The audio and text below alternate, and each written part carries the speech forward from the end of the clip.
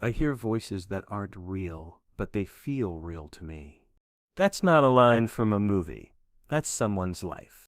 This story doesn't come with music, or special effects, or a dramatic reveal. It starts with silence, and then, slowly, the truth begins to speak. These aren't fictional characters or made-up dramas.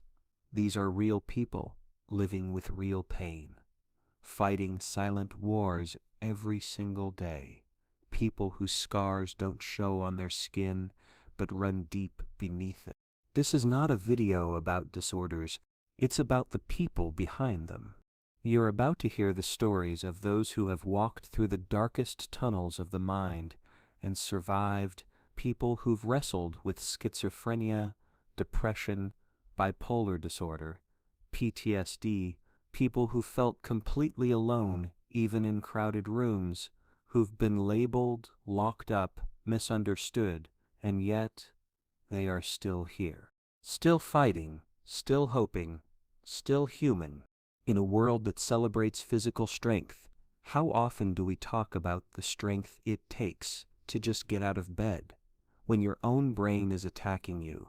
How often do we honor the quiet warriors, the ones who show up not for applause, but just to stay alive? This video is based on Show Me All Your Scars, a powerful book edited by Lee Gutkind. It's a collection of personal essays by people living with mental illness, not experts, not doctors, but the people we never hear from, the ones actually going through it. And what they say will change you, because these stories aren't polished, they're raw, they're painful, and they're true. One man describes the electric terror of his first panic attack. Another woman shares how she smiled at work all day and then cried herself to sleep every night.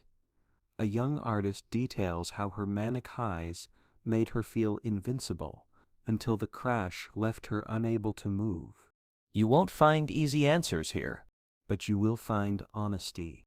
And in that honesty, something rare happens.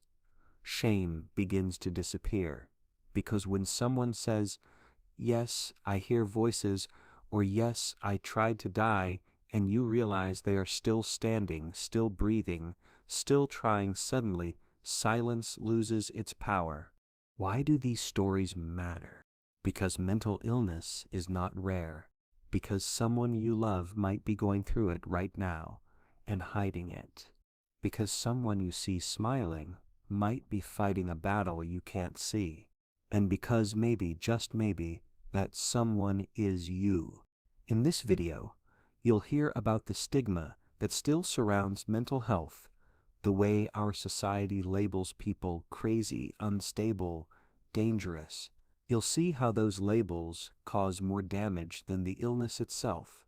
You'll learn why many people stay silent for years, even decades, afraid of being judged or dismissed. You'll also discover something else. You'll see the courage it takes to speak up, to say, "This is what's happening in my mind," to say, "I'm not okay, but I want to be," to say, "I need help." And slowly, you'll realize something. These people are not broken.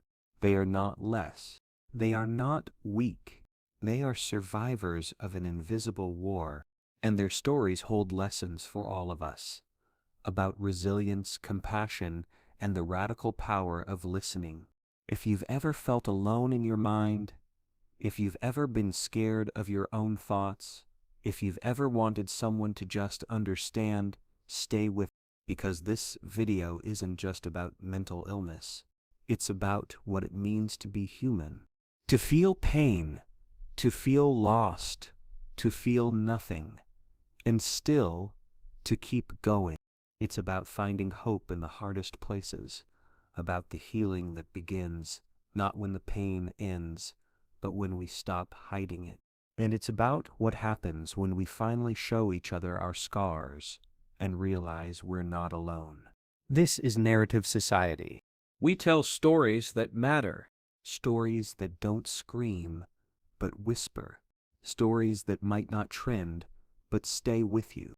So if you're ready to listen, really listen, Please subscribe to our channel. Stay till the end, because what you're about to hear could change the way you see mental illness.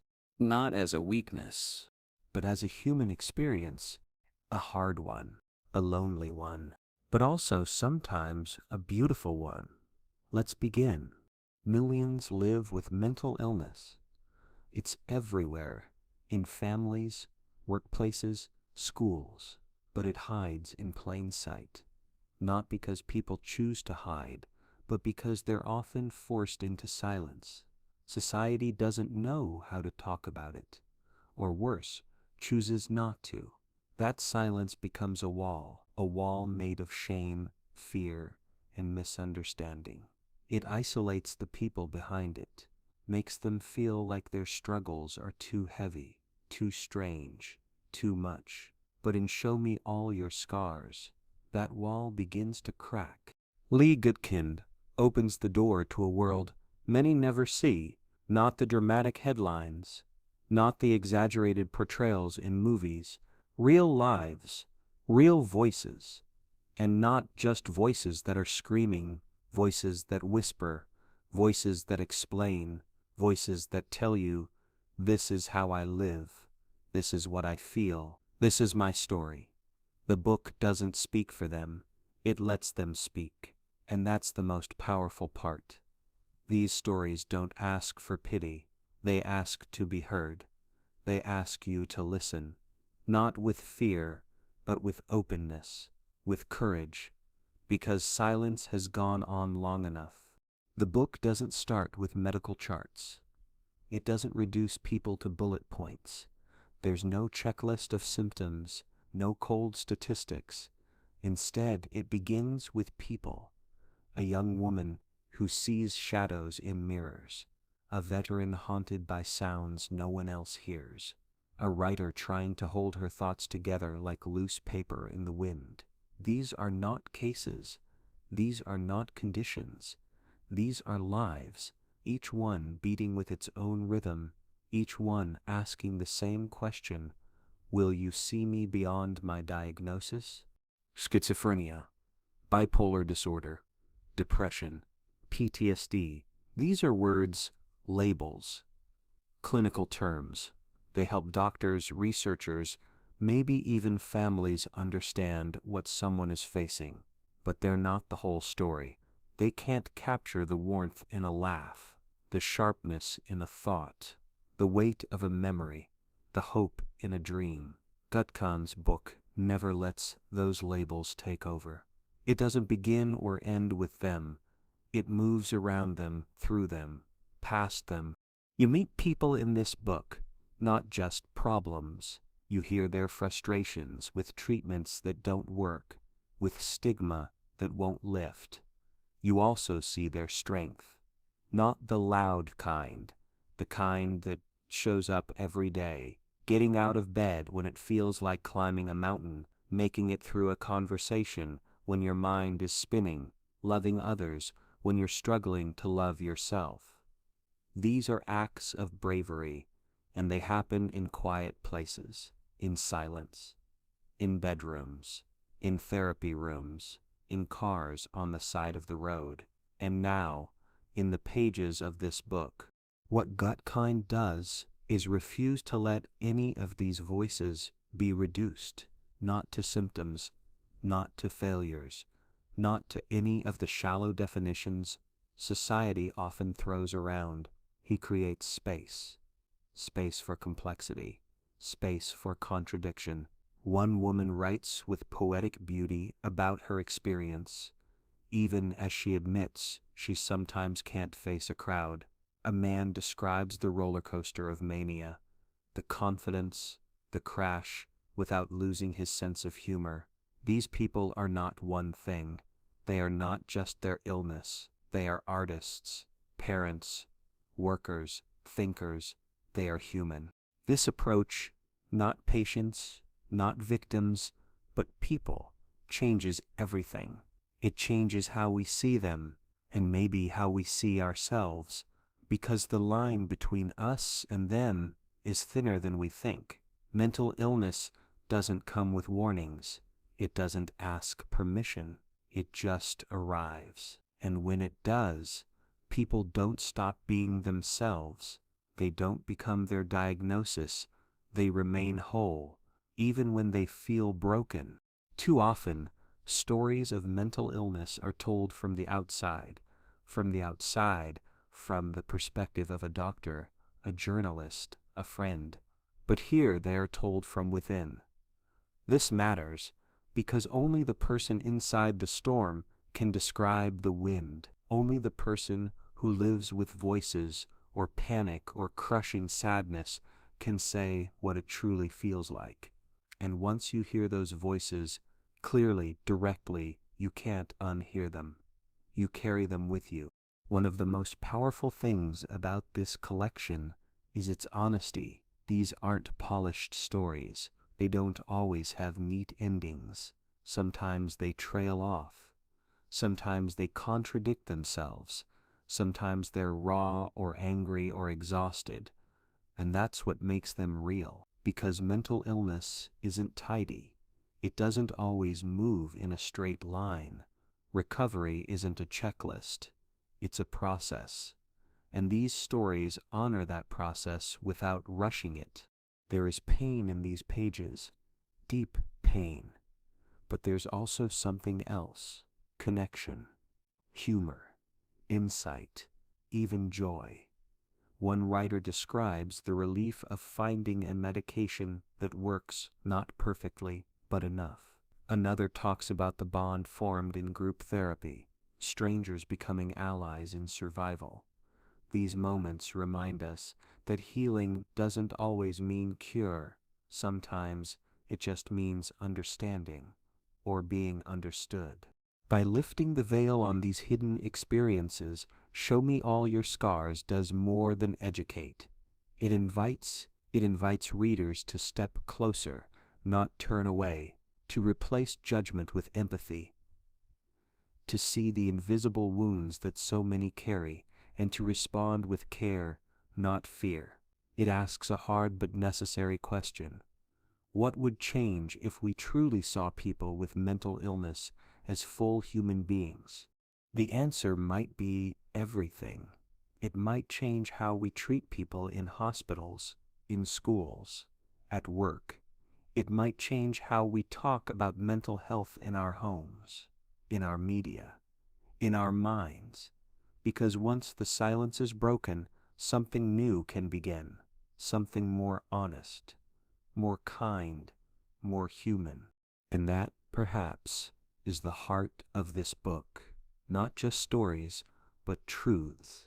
Truths spoken out loud. Finally, not whispered, not hidden, but shared, in full view, scars and all. If I had a broken arm, people would help, but when my mind breaks, they look away.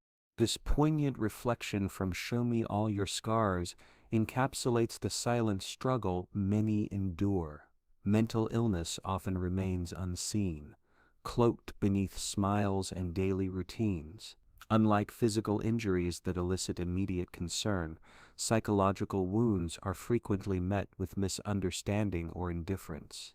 One contributor recounts the isolating experience of depression, attending work, engaging in conversations, yet feeling an overwhelming void.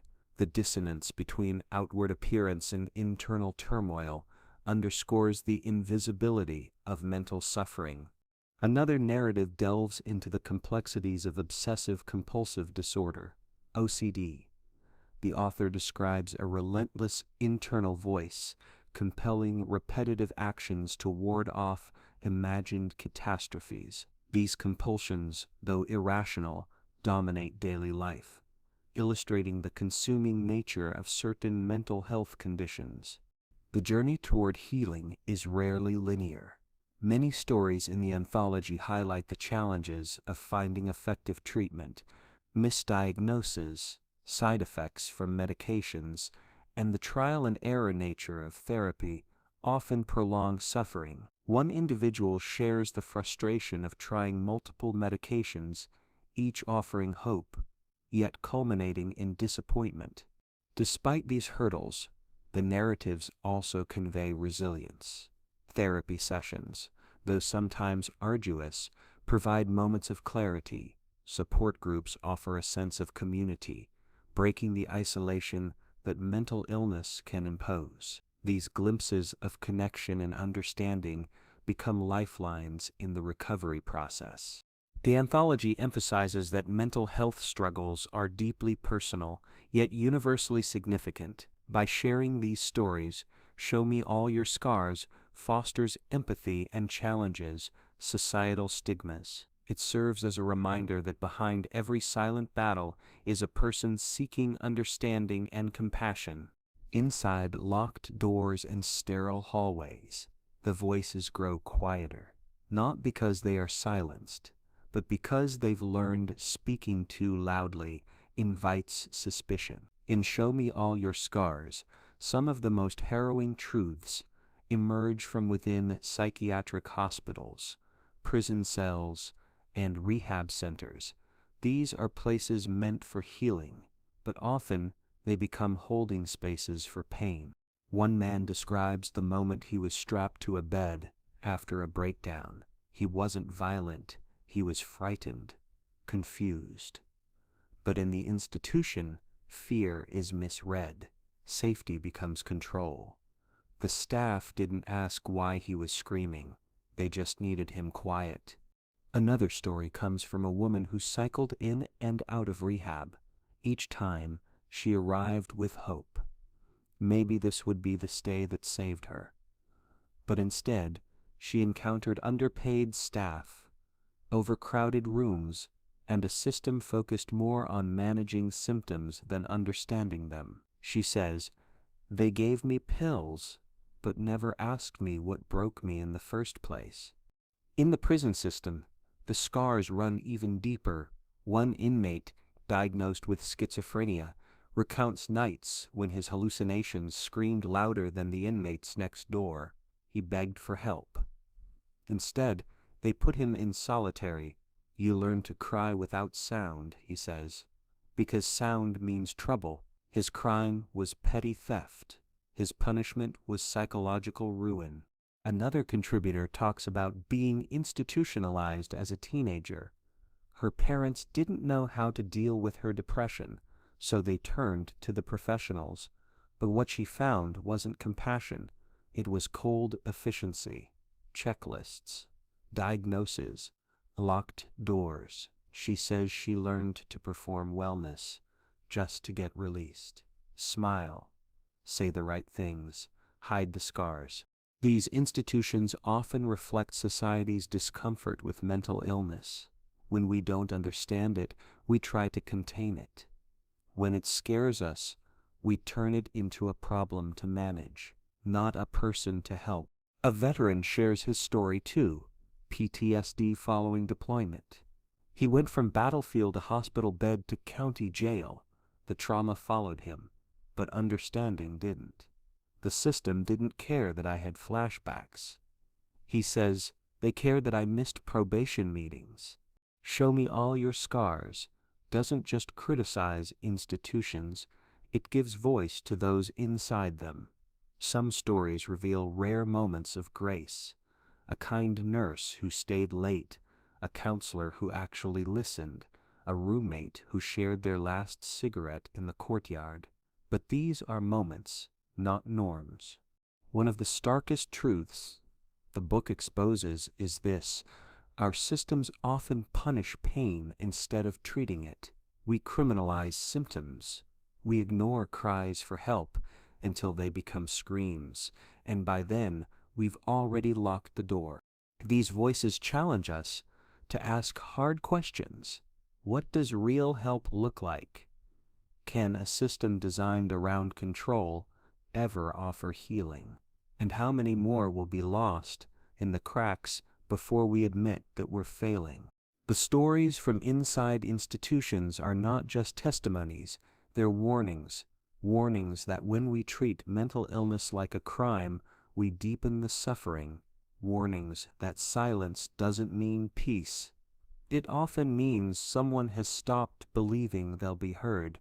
And still, even within the walls, there is hope. A man who spent 10 years between hospitals and jail now works as a peer counselor. A woman who once pretended to be okay just to be released now leads support groups for teens. They carry their scars openly. They know the cost of silence. Their stories demand we listen, not just to them, but to all the voices still inside, the ones learning to cry without sound, the ones still waiting for someone to ask, "What broke you?" instead of "What's wrong with you?" This book reminds us that institutions should not be places where hope goes to die. They should be sanctuaries for healing, but that can only happen when we stop managing people and start understanding them. When we see scars not as signs of weakness, but of survival. I just wanted someone to listen. It's the sentence that echoes across every chapter of Show Me All Your Scars. The words are never shouted.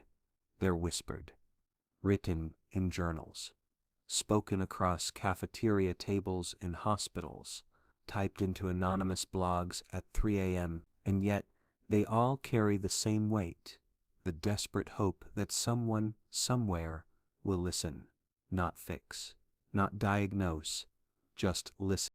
One woman shares how her therapist didn't interrupt for the first 10 sessions. She let me speak.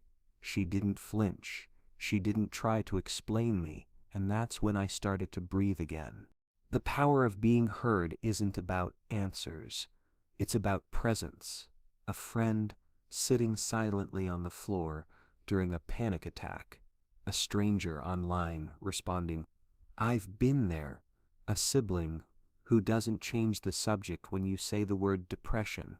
Another contributor writes about the first time they told someone they were suicidal. They expected fear, anger, rejection. But the person said, "Okay, I'm here. Do you want to talk?" That moment didn't solve everything, but it changed the trajectory of their story. They didn't run, "That's all I needed." Being heard isn't just about words. It's about staying, holding space, choosing not to look away. One man writes about a hospital janitor who greeted him every morning. He didn't ask invasive questions. He just smiled. He knew my name. That was enough to make me feel human. The stories in this book reveal a simple, haunting truth. Silence kills, but listening heals. One woman describes going 20 years before speaking about her bipolar disorder. Shame had sealed her lips, but when she finally told her story in a support group, she cried not because it hurt, but because no one laughed. They nodded. They understood. I wasn't alone anymore. There's a young man who grew up in a home where emotions were weakness. He didn't talk. He didn't cry. He kept everything buried under silence until one night he broke. A teacher stayed after class, noticed his shaking hands, and said, "Do you want to talk?" It was the first time he ever said the word anxiety out loud. He says that moment didn't cure him, but it saved him. Telling the story is an act of bravery. Hearing it is an act of grace. One writer says, "Every time I told my truth and wasn't rejected, a little piece of shame fell away." Another says, "I spoke my scars into the air, and they stopped defining me." Not everyone finds the right ears on the first try. Some stories in Show Me All Your Scars include therapists who didn't understand, parents who shut down, friends who changed the subject. These moments are sharp reminders of how fragile vulnerability is. It takes courage to speak. It takes compassion to stay. One man who survived multiple suicide attempts says, "I didn't need a miracle. I just needed someone to say, 'I hear you.'" That sentence, repeated in variations throughout the book, shows how universal that need is. In a world that rushes to respond, to fix, to label, there is profound power in the pause, in the quiet nod, in the "tell me more," in the "I believe you," because when a person shares their mental health struggle, They are not asking for pity, they are asking to be seen. One woman who suffered from PTSD writes about her breakthrough not in therapy or medication, but at a community writing workshop. She read a piece about her trauma. The room went silent. Then someone said, "Thank you for sharing that." She says it was the first time her pain felt like something more than a burden. The book reminds us that being heard does not require degrees or expertise. It requires humanity. One boy tells his story of depression and says, "My little sister was the first one who saw me. She didn't understand what was wrong, but she hugged me. That's the first time I didn't feel like a ghost." Even those who work in the mental health field admit the system often fails to listen. A former social worker in the book writes, "We were taught to assess, to report, to intervene, but no one taught us to sit quietly and let someone cry." The act of listening, real, patient, non-judgmental listening, becomes a form of medicine. A young woman recovering from an eating disorder says, "I talked. My therapist didn't interrupt. And in that silence, I started to hear my own voice again." One of the most striking patterns in the book is how storytelling itself becomes therapy. When people are given the space to name their pain, to arrange it into sentences and paragraphs, they begin to reclaim control. They stop being defined by diagnosis and start being authors of their own lives. The scars don't disappear, but they stop being shameful. They become markers of survival. In every corner of this book, voices rise up, once hidden, now heard. They speak of hallucinations and heartbreak, of suicide attempts and psychiatric wards. But more than that, they speak of moments when someone listened, really listened, and that made all the difference. What does courage look like? It doesn't look like smiling when everything hurts. It doesn't look like hiding the pain behind jokes or staying silent because you don't want to be a burden. It doesn't look like pretending.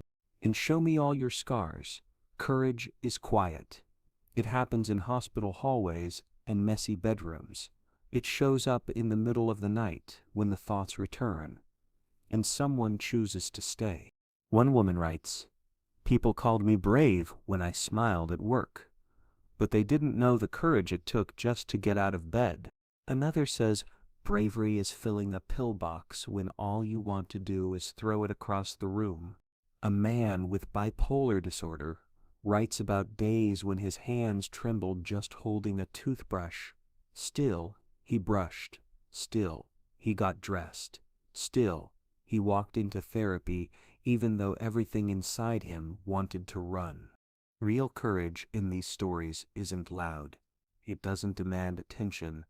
It shows up in persistence, in surviving one more hour, in making a phone call, in asking for help when it feels like failure. One story tells of a teenager who was hospitalized after a suicide attempt. She didn't think she deserved to live. But the next morning, she woke up. She got dressed. She took the meds the nurse handed her. "I didn't feel brave," she writes, "but I think that was the bravest thing I've ever done." Another man talks about his daily bus ride to therapy. He sat with strangers, heart racing, feeling like everyone could see the cracks in him, but he kept going. "I showed up every week," he says. "Sometimes that's all I could do, but I did it." Courage is sitting in front of a stranger and saying, "I don't feel okay." It's saying it again when the first therapist doesn't understand. It's trusting someone new when the last one let you down. One woman with PTSD writes, "I used to think courage was about being fearless, but I've never felt more fear than I did in that therapist's office. Still, I spoke. Still, I stayed." These stories remind us that recovery isn't clean or linear. It's messy. It backtracks. It falls apart and begins again. And each restart is a victory. One contributor with OCD says, I washed my hands until they bled. I knew it didn't make sense. But it felt like life or death. Recovery was choosing to stop, even when the panic hit. That's courage. Another with depression writes, I've canceled plans, missed deadlines, slept too much. But I'm still here. That's what courage is. Stay. Sometimes courage looks like telling the truth, saying, I'm struggling, even when you know people will look at you differently. One man writes about his job interview. He had a gap in his resume. Mental health reasons, he said. The interviewer paused, looked uncomfortable, but the man didn't take it back. He says, I didn't get that job, but I kept my truth. That's courage. In these pages, people speak about the courage of vulnerability. One woman started sharing her story at local schools. Her hands shook, her voice cracked, but students came up to her afterward and said, That's me. She says, I was scared the whole time, but I kept talking. For many, courage is also letting go of shame. One contributor says, I used to lie about why I took pills.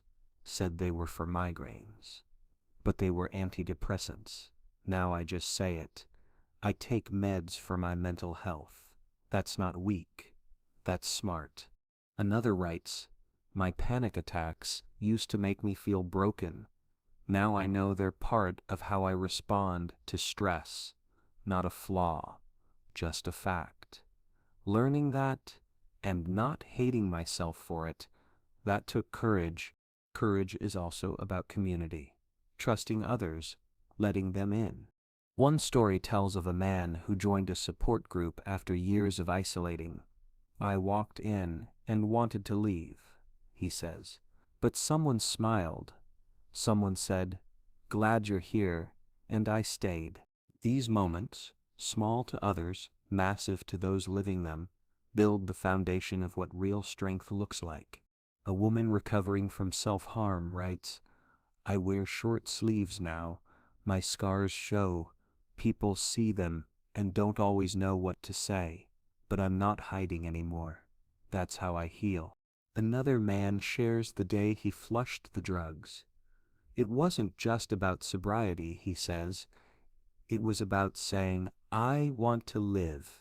That was the hardest sentence I've ever said. Sometimes courage means forgiving yourself for the things you missed, for the things you said, for the times you wanted to disappear. One contributor writes, I used to beat myself up for not healing faster. Now I know that healing has no deadline. I'm moving. That's enough. In this book, the word fighter doesn't mean aggressive. It means relentless, gentle, resilient.